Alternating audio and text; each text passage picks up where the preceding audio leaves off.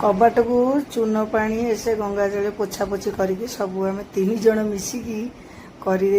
सब चित्र विचित्र या बहुत प्रकार चित्र हुए जमती 5टा पद्म लक्ष्मी लक्ष्मीकर पादपद गहना घाटी धानकुटी पैसा घाटी हाथी कलश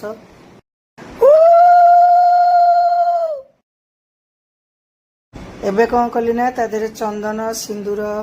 हलदी दुब बरकली पत्र फूल तुला सब देकी मु कौन करी सब मंडी देती 5 प्रकार पाद पद्म लक्ष्मी